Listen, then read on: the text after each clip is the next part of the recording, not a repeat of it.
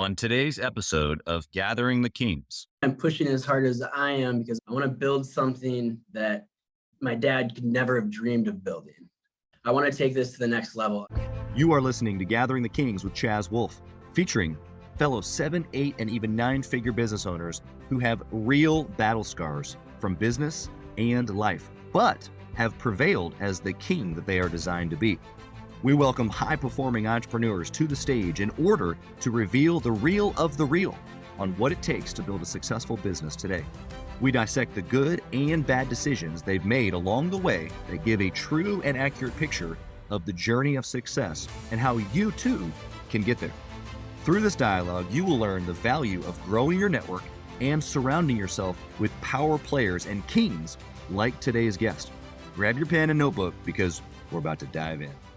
What's up, everybody? I'm Chaz Wolfe, Gathering the Kings podcast. Today, I've got Blake Carlisle here on the King stage. My brother, my bearded brother from another mother. How are you today?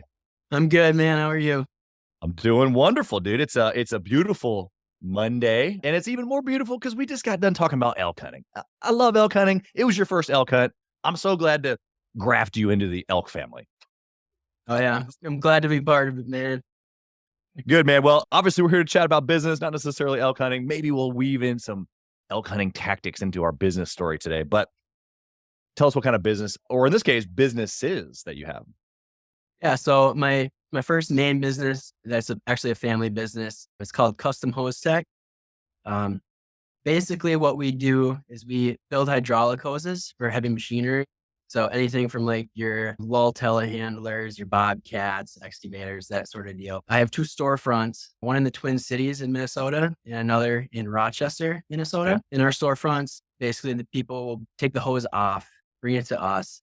We'll make it like for like and get them out the door. I also have 4 mobile trucks that operate in the Twin Cities that will go out onto the job site and actually wrench the hose off the machine, build it on their truck, and then go and reinstall it for the customer just to alleviate some of the downtime for them. Yeah, that's incredible. And really we'll jump into this, I'm sure, a little bit more, but the tech behind this is what's unique, right? Like this is something that you guys have developed. This is not just hey, we're just going to order this from someone and replace it for you. This is something that you've developed. Tell us a little bit about that. Yeah. So when somebody brings the hose in, basically there's hundreds of different configurations that can be on the hose. So what we do is we identify what is on the ends of the hoses. And then that tells us the pressure of the hose, what the fittings are so that we can build the hose. So I don't have pre-made hose assemblies just sitting on my shelf like some places do. Right. I make exactly what you need in 5-10 minutes. And then, yeah, so basically we make the hose 5-10 minutes. You're out the door. What's the value of having a custom hose like this? So the main value that we're adding for people is really the downtime on the machine. A lot of times when they have a machine go down, they're losing thousands of dollars an hour with that machine down. Yeah. They can't miss those deadlines that they have with their contracts. Yeah. So my ETA for my trucks is 1 hour. So we'll be on site in an hour. And usually a job takes about an hour, depending on how tough the hose is. I mean, some can take long, but usually that hour, 2 hours is a pretty good time frame to get the job complete. I'm going to switch gears on you here. My first question is always the same. And I think it's going to be unique to hear your question or your answer on this because obviously, like you said, it's a family business. I know you said your dad originally started the main business, but you and your brother are doing this together, right? So at this level, my question to you, and maybe you answer on behalf of your family, maybe, but it's why? Why are you still pushing? Obviously, you've grown a big business as a family. Why are you now, as a second generation owner, pushing as hard as you are? That I'm pushing as hard as I am because I want to build something that my dad could never have dreamed of building. I mean, I want to take this to the next level. I want custom hose techs to be all over the country. Right now, there's one main competitor that's actually a franchise model that is all over the country. They have 100 and something locations. I won't say their name. No need to give them any credit. Yeah, but I want to take them on. I want to become I want to become better than them. I want to build this brand to something that we never even thought we could have when we first started in 1998. Yeah. And I mean, I have my brother to help me. I mean, my parents are pretty much retired, but Sure.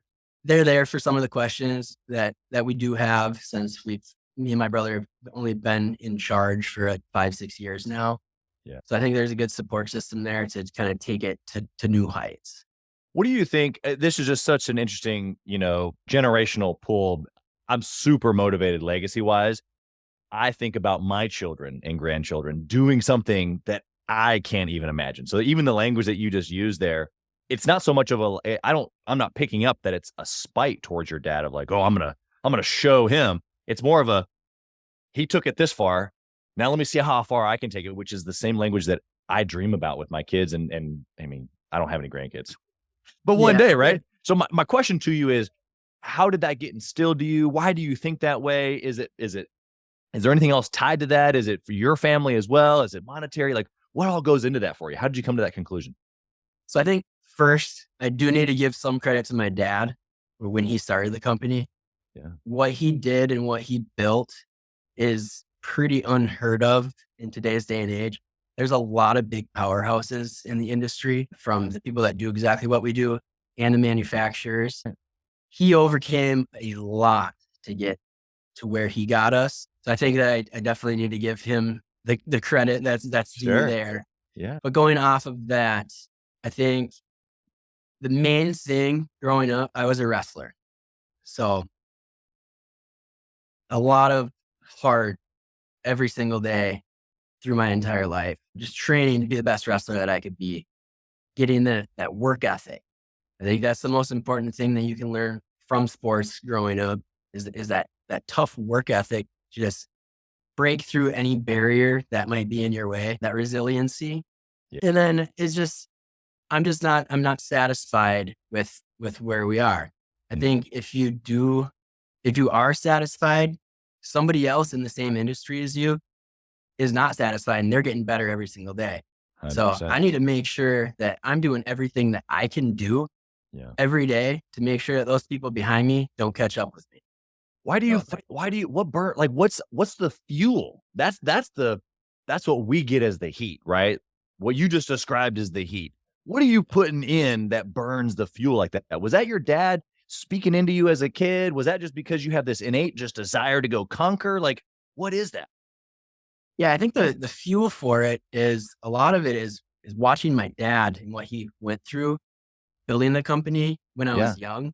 I mean, so he started with an old Lay's potato chip truck that he stocked with all these fittings and hose. Yeah. And he would bring me in the van, babysitting me through these job sites. And I would sit in the back of the van making these hoses and wrenching on machines. Yeah. So I think watching him do that and watching him build it. Right. I mean, I don't want to let him down. I don't want to let my brother down, my mom down. And then I want to be able to give to I don't have children yet, but I want to be able to give to my children what my parents gave to me, which was great childhood, never really anything to worry about. Yeah. I want to leave that behind for my kids. My nephew Cash is my brother's son, who just turned a year old. Yeah. I want to give the people in my family the opportunities that I was afforded with my parents' hard work. 100%. I love that, man. Sorry to press on you so hard. I just love this stuff. And I, dude, the next generation, like, I'm literally obsessing over building my children. And I see you, fast forwarded, my own children fast forwarded, and they're they're the second generation. And it's like, okay, what do I need? What are the ingredients to build this? My son, my daughters, and so selfishly, those questions were from me to try to be a good dad over here, but I'm sure plenty of the listeners have got plenty of value from that as well. Let's go into your story. Obviously, we know how the business started. Your dad, kind of threw all this thing together, but I want to know, how did you get involved? Did you try anything else beforehand? Kind of what was your entry to entrepreneurship? I mean, there were certain times that I thought of maybe going a different direction from the family business. Sure. But I mean, I've worked here since I was 14 years old. It's really what I'm the best at, is hydraulic hoses. Right. So I think with my drive and my determination and starting with such a great foundation that was already built, I really felt like I could take this to the next level. And I mean, that's kind of, I guess I never really thought or felt that I needed to go any different direction. I thought I could Yes. really build something great here. Yeah, absolutely. I love that. So 14 years old, you're working on the back of the, you can't drive it. You can't drive the van. No. Tell us how was that like a, hey son, do you want to start working for me? Did you just say, hey dad, I want to make money? Like how did it all start? Well, so our shop here in Bloomington, we actually have a full wrestling room in the back. So really it started with when I was doing the private trainings with Right. college wrestlers. They'd come here and they'd train me. And I mean, you can only do that for 2 hours a day. And Right. then we're here for 10. And then Uh-huh. my dad's kind of like, well, you wanna learn how to make a hose? And sure. And so it kind of started with the wrestling aspect, and then it just grew into making some extra money when I was done practicing, and then really learning the family business. Love it. Love it. Okay. Well, let's get into some tacticals here. I want to talk good and bad decision. What is something that in the last 5, 6 years, as you said, you and your brother have been running the business. What's a good decision that you guys have made that's really catapulted the business? The biggest thing that we have done since I've been here is marketing. Before, when my dad was here, they did no marketing. Everything that everybody heard about us was just word of mouth, which is Yeah. great. I mean, it's Yeah. great having your customers out there telling people that you do a good job. Right. But then once we start doing the SEO, we start doing the Facebook ads, we kind of unlocked a whole new group of people that had never even heard of us before. Yeah. So yeah, implementing the marketing was definitely a game changer for us. Yeah. I mean, I think that obviously every business listening today, 6-figure level, in order to get to the 7-figure mark, you have to market yourself in front of more people, get more leads, right? And then you got to sell them, and you got to service them, and you got to keep good track of your finances. Those are the 4 areas of business that you just have to get really good at and hit the repeat button. So Yep. for you, that was the beginning. Boom. More people in the pipeline.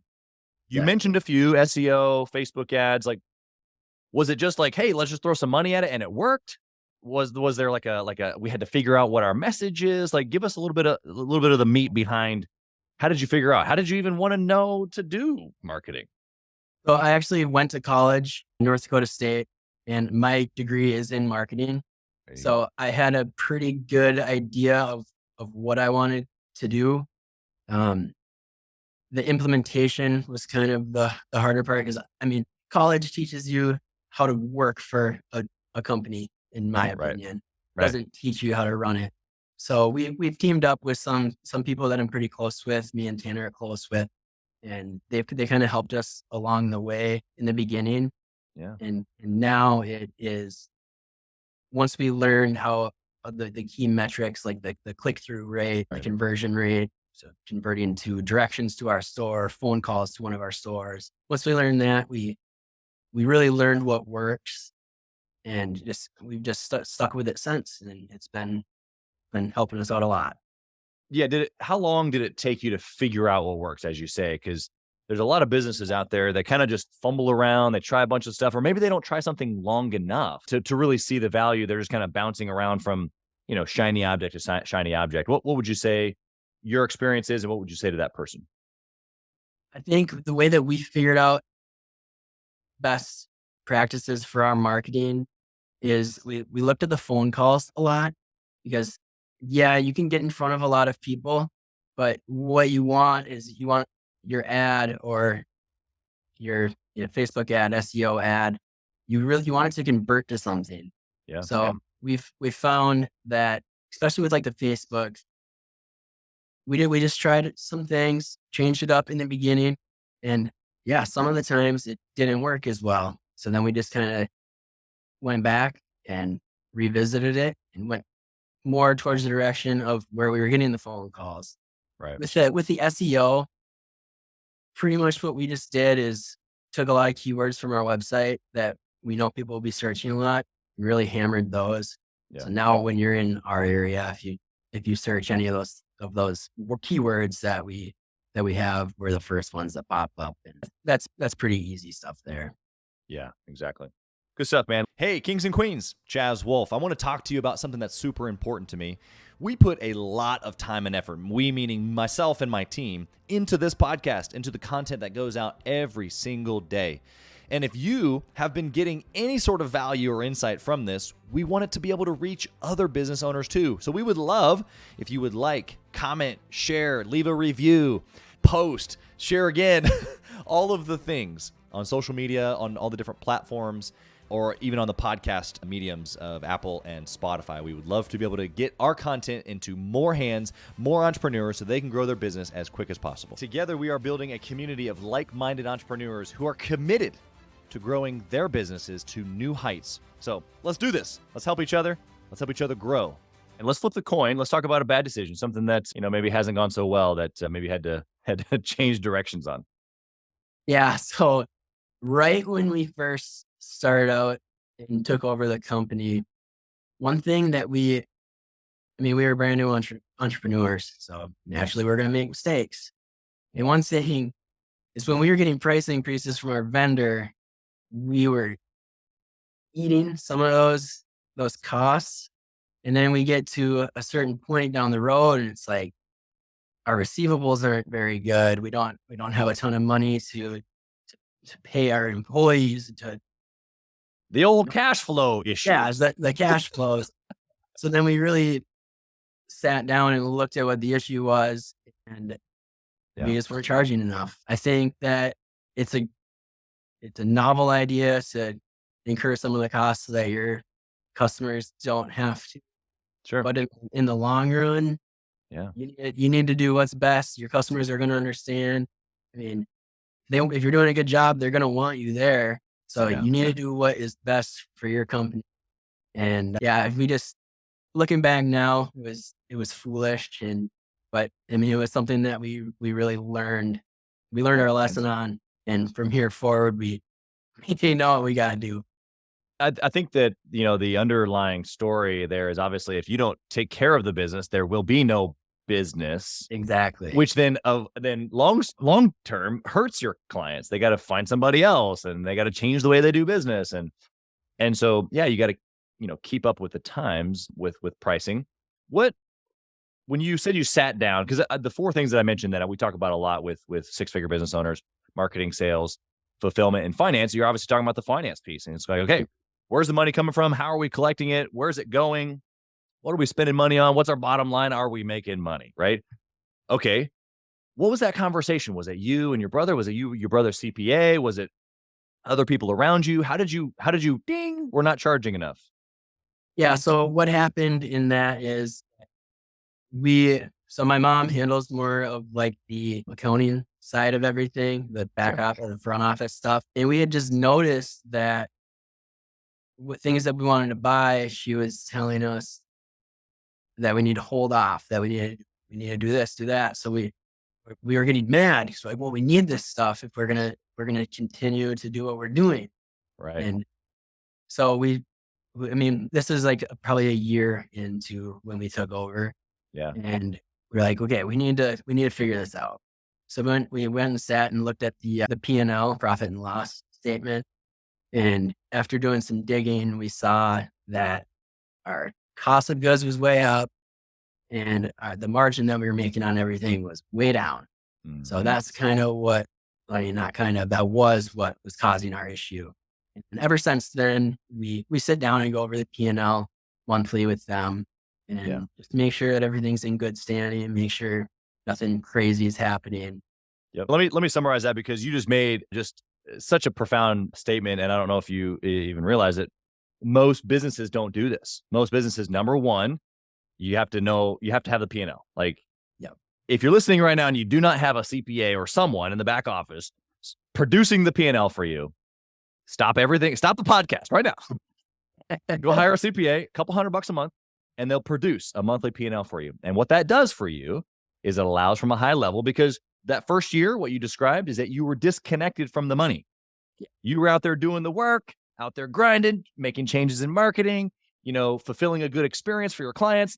You had no idea what was happening on the finances. And so what you've just now described is not only you got in tune with the finances, but now how do you stay in tune, which is at least a monthly review of the P&L and making sure there's always going to be on the P&L, there's always going to be 3, 4, 5, 6 things that it's like, boom, like as long as I get the P&L, I can go ding, ding, ding, ding, ding. And as long as those numbers are in place, generally speaking, we should be good. Obviously, if we're trying to grow, if we're trying to do other, caveated things, fine. But generally speaking, there's like 3, 4, 5 things that I'm going to check on there. As long as those are in line, we should be good. Would you agree with that? Would you add anything to that for somebody who maybe hasn't or isn't doing this? Yeah, I agree with basically everything you just said. Maybe something that I would add with looking at your P&L is, especially for us, every single day, I'm logging into my QuickBooks and I'm looking at our sales revenue daily just to make sure that everything's looking good. If there's a day that's down, I need to figure out why. So I think those two things go together really well. Like you said, there's certain bullet points that are on that P&L that you definitely want to be in tune with. Your cost of goods sold, some of the percentages on there. But yeah. Exactly. I'll even add one additional thought to your keeping track of the sales. First thing I do every single morning is I pop my eyeballs open. Well, I do like a 30-second gratitude little, thanks for, just being alive.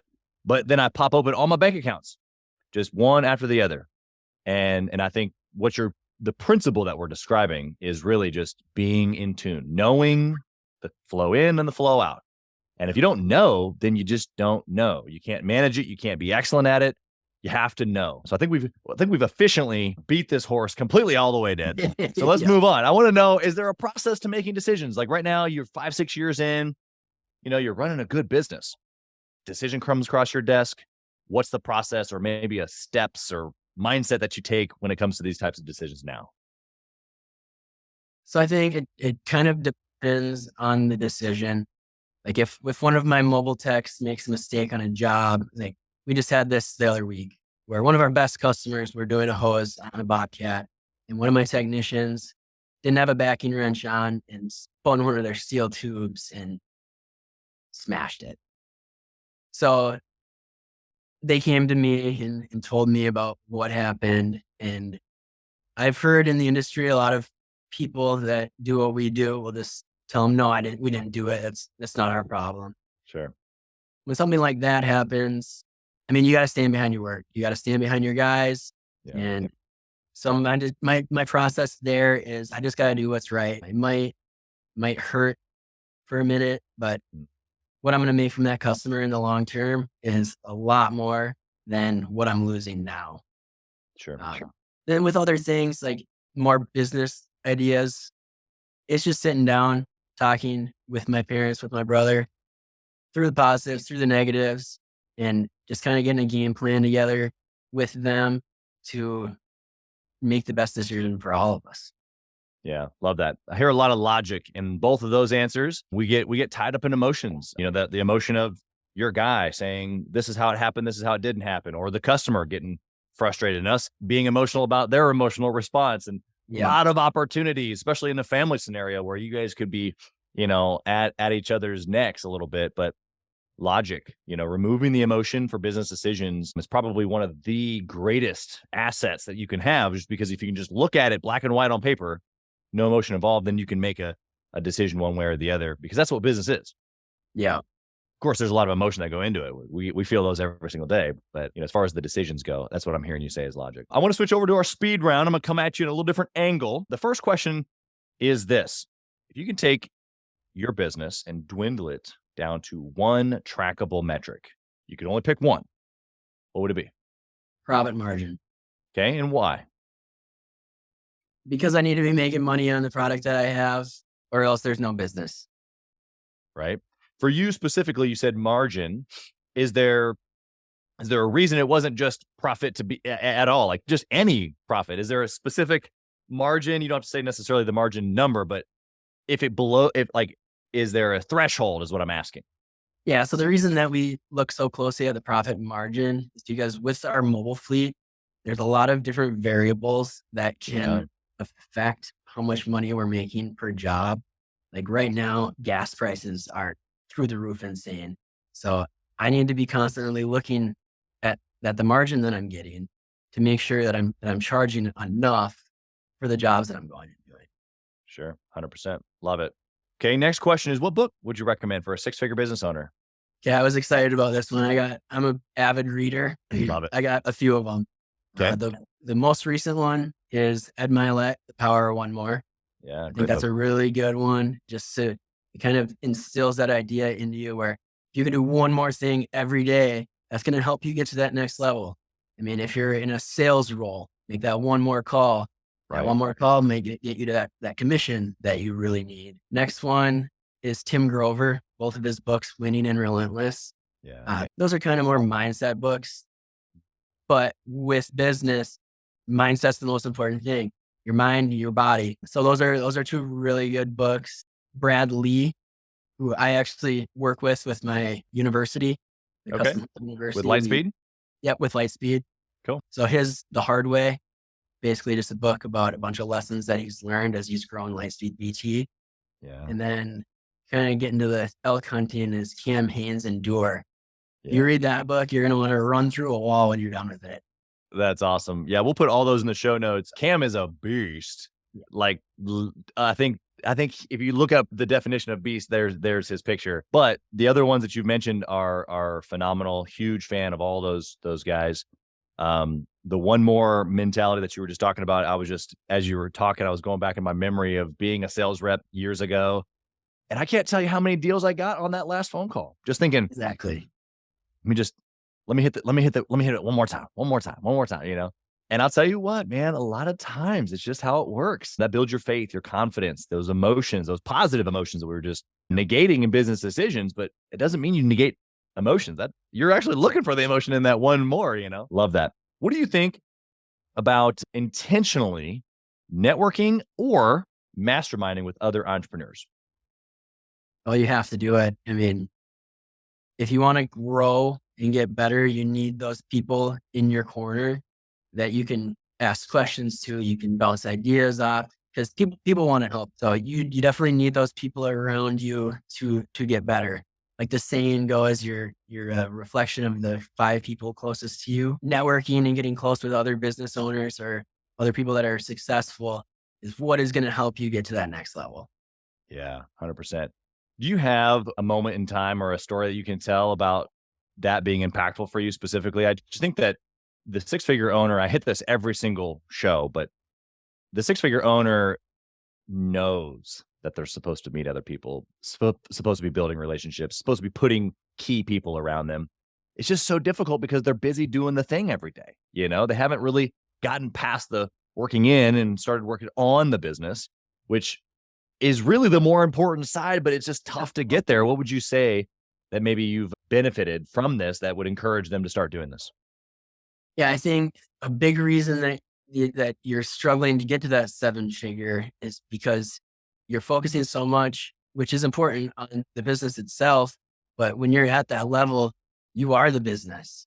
So you need to network and do these things with people that will help you get to that next level. Like I'm part of the Arte Syndicate. Yeah. I mean, there's 1 hour Zoom calls, like 3 times a month. Right. And I've gotten so much value out of all those things that you can't make an hour to get better. Right. Yeah. Yeah. That's it. The way you just said it, right? Like you're going to choose to not spend the time on getting better, really is what you're Exactly. saying. Yeah. Because what else are you doing? I mean, you're going to the gym. I mean, going and spending time with your kids is important and everything, but the RSA ideal is 1 hour a week. Like if you can't make time for that, I mean, there's 24 hours in a day. Yep, exactly. Yeah, it's greater or lesser desire. You either want to get better or you don't. Yeah. We find ways to stay busy one way or the other, right? All right, last question here for you. All right. This is going to be interesting because you're a young guy already. So it's like, you know, you can't go back too far, but if you could whisper in the younger Blake's ear, what would you tell him? That is a good question. I think so. Right when I got out of college, I was in a weird point in my life and I was drinking heavily, really heavily every single day. Wow. I'm not doing the things I knew I needed to do, not being the person that I should be, made lots of poor decisions. I think that I would go back and tell myself, just stay away from that. I mean, Yeah. the people that you're around, they don't like you for you. They like you for the person that you are when you're drinking. So I think I got a later start on the being great thing than I should have. Yeah. So I think I would tell myself, just go back and stay away from that. Make good decisions.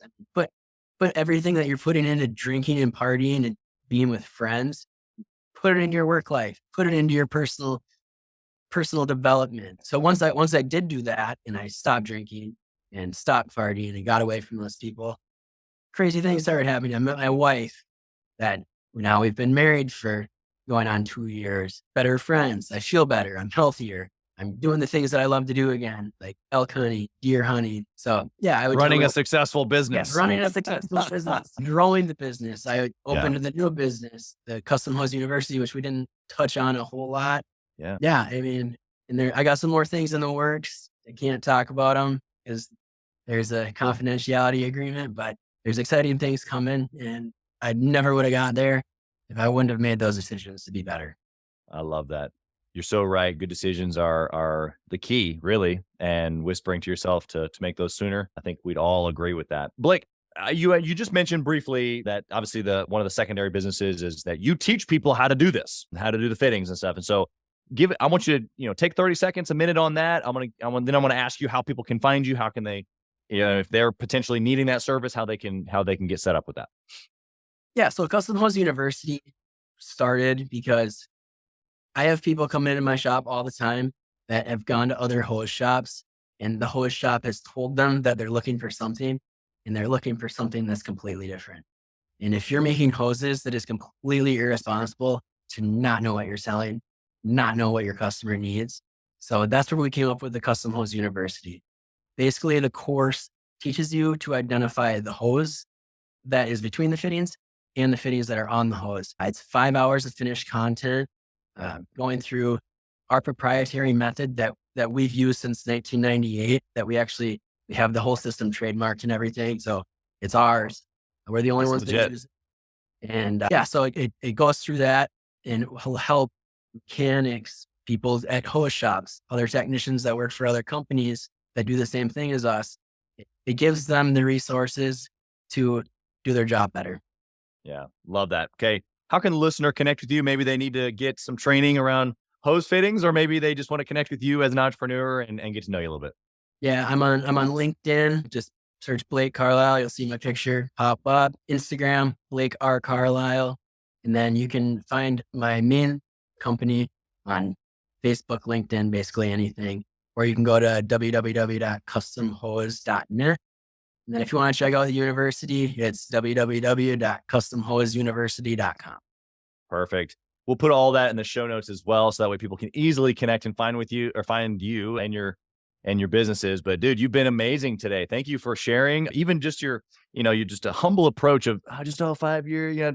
Dude, you've done an amazing job. You've grown an existing business. Some of those things just don't happen unless certain decisions and skill sets and desire are in place. And so you've definitely shown us that here today. Thank you for being here. Blessings to your family, your business, your future children, your wife, all that fun stuff. Hopefully next year on your elk hunt, you can harvest one. Thanks for being here. Appreciate you having me on.